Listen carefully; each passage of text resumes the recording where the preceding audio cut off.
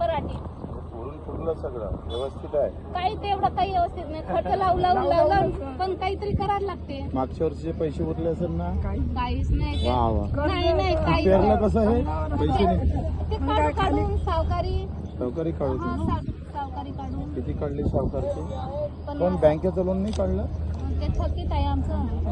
अरे थकीत असल्यामुळे मग सावकार काय भावाने घेते? ते 10,000 रुपये घेतो, 2,500 ते सवय घेते. 50-40,000 रुपये काढतो.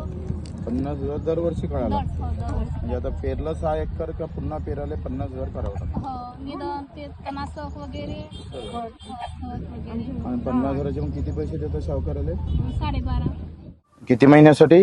12 महिन्यासाठी. 12 महिन्यात 50,000 घेतले, 12.5 वरते.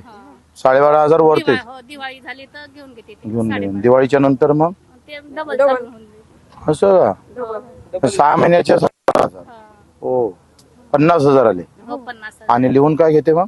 लिहून काही नाही देत. नाही आपले जवळचे तर देते ते, दुसरे नाही. नाही का? नाही. खत जवळचे कितीचं आणलं तुम्ही मग? हे ते 4,000चं 4 पोते.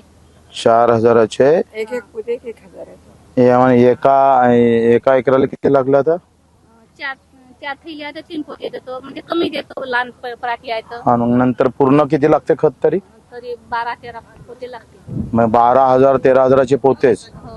वेगळी मोठी वेगळी निधन वेगळं. ते म्हणजे काय करू बापू, दुकान चालू आहे आमचं. दुकान चालू आहे. म्हणजे पेरावं लागते म्हणून पेरताय. हा, दुकान सगळे चालू आहे. पेरता म्हणून आपण पेरतो.